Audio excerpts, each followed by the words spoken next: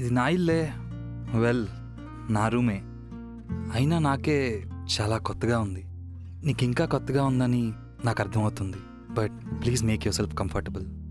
ఒకరినొకరు అర్థం చేసుకునే లోపలే పెళ్ళే అయిపోయింది. But it doesn't mean to be we have to husband and wife right away. ఇంతకాలం ఇంట్లో వాళ్ళ కోసం బతికింది, సొసైటీ కోసం పెళ్లి చేసుకుంది. ఇక చాలు, కొంచెం నీ కోసం నువ్వు బ్రతుకు. సో ఇప్పుడు నువ్వు పెళ్ళైనా పెళ్ళాం కాదన్నమాట. పెళ్ళై కూడా ఇద్దరు లివింగ్ రిలేషన్షిప్లో ఉన్నారన్నమాట, అంతేగా? పోవే. తన కిలాడీనే నీలాంటి అమ్మాయిని ఎలా డీల్ చేయాలో బాగా తెలుసుకున్నాడు. You are really so lucky. ఇంకా ఆపుతావా? హే సరే, తన ఆఫీస్ నుంచి వచ్చినట్టున్నాడు, నేను మళ్ళీ మాట్లాడతాను. Okay bye. వెళ్దామా? సారీ, ఫ్రెండ్తో మాట్లాడుతున్నాను, 2 నిమిషాల్లో రెడీ అయ్యి వస్తాను. Yeah okay. అదితి, ఆ బ్లూ సారీ కట్టుకోవడం వీలవుతుందా? అది ఆ శారీని ఇంకా వాష్ చేయలేదు, చుడిదార్ ఏదైనా వేసుకోవచ్చా? యా ఓకే, నీకేది కంఫర్ట్ అనిపిస్తే అదే కట్టుకో.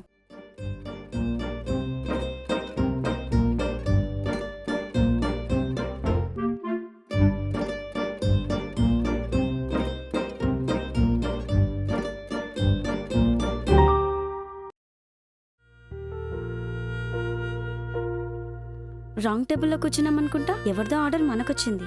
అదే ఈ రెస్టారెంట్లో speciality. Face recognition technology use చేసి మనకు నచ్చిన ఫుడ్ ఏంటో తెలుసుకొని సర్వ్ చేస్తారు. వేలాకోలాలొద్దు. Wow, what a surprise! నాకు మోమోస్ ఇష్టమని వీళ్ళకెలా తెలుసు? సో చీకీ, నేను అస్సలు నమ్మలేకున్నా. అవును, నాకు మోమోస్ ఇష్టమని నీకెలా తెలుసు? అమ్మయ్యా, ఇంకా నువ్వు అడగవేమో అనుకున్నా. మీ చెల్లెలు చెప్పింది. ఓ, అలా అని తన్నిప్పుడే అడగొద్దు. తను చెప్పినట్టు తనకే తెలీదు. తెలివైన వాడివి. పెళ్ళైనప్పటి నుంచి నీకు నేను ఏ గిఫ్ట్ ఇవ్వలేదు. నాకు హంగులు ఆర్భాటాలు పెద్దగా తెలీదు.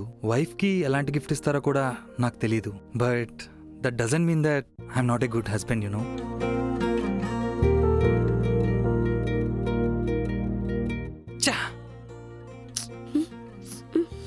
చెప్పానుగా పొద్దున్న లేపమని.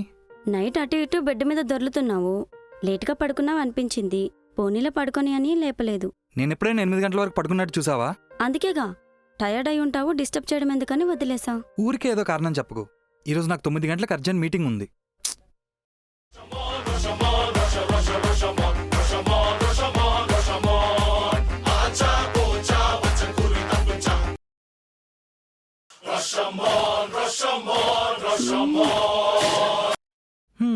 డాన్స్ బాగా చేస్తున్నావే.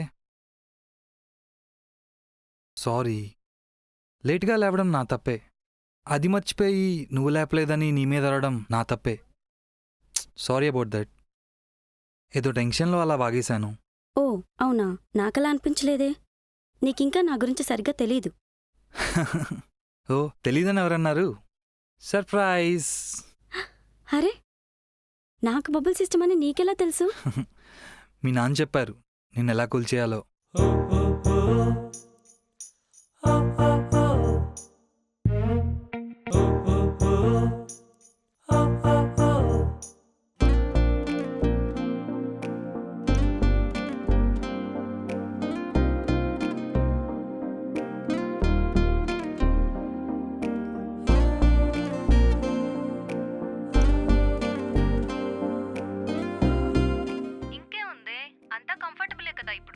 లేదే, నేను సూర్య గురించి మర్చిపోయి నేను తనతో న్యూ లైఫ్ స్టార్ట్ చేయలేకపోతున్నాను.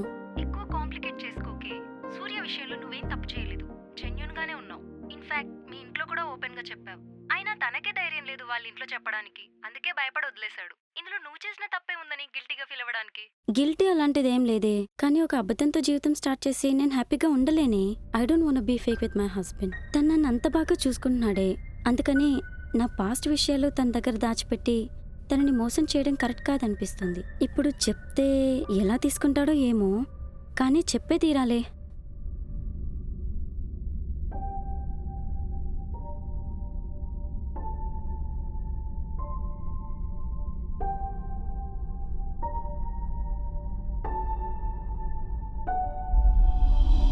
అదితి, ఇట్రా ఒకసారి. ఏమైంది? అది ఓకే? ఏమైనా ప్రాబ్లమా? ఒంట్లో బాలేదా? లేదు లేదు, అలాంటిదేం లేదు. ఏమైందో చెప్పొచ్చుగా. మ్మ్, ఎలా చెప్పాలో తెలియట్లేదు. మన మధ్య ఏంటి ఇవన్నీ? పర్లేదు చెప్పు. ఏం లేదు, నా గురించి మీకు అన్ని విషయాలు తెలుసు, కానీ ఒక్క విషయం మాత్రం మీ దగ్గర దాచిపెట్టాను. ప్రతి విషయం తెలియాల్సిన అవసరం ఏముంది? అయినా ఎందుకంత ఆలోచిస్తున్నావు? మ్మ్, ఇది ఖచ్చితంగా మీకు చెప్పే తీరాలి. ఓకే చెప్పు, ఏంటి మ్యాటర్? అదేంటంటే పెళ్ళికి ముందు ముందు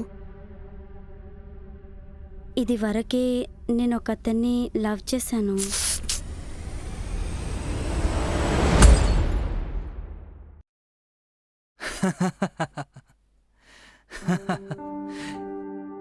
ఏంటి భయపడ్డావా?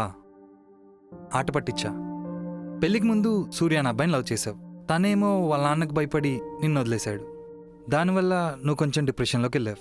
ఇప్పుడిప్పుడే దాని నుంచి బయటకు వస్తున్నావు, అంతే కదా? దీంట్లో నీ తప్పే ఉంది? ఎక్కువ ఆలోచించుకో, గడిచే కొద్దీ గతం మారుతుంది. Just take it easy. ఏంటి ఇదంతా నాకెలా తెలుసు అనుకున్నావా? హా, మీ అమ్మే నాకు చెప్పింది. మీ నాన్న ఏదో ఎమోషనల్గా పెళ్లి కప్పుకొని ఉంటాడు, కానీ మీ అమ్మ నేను అన్నిటికీ ఓకే అన్న తర్వాతే ప్రొసీడ్ అయింది. నాకు మిగతా విషయాల గురించి అంతగా తెలీదు, కానీ ఫ్యామిలీ విషయంలో your really lucky. Are you okay baby?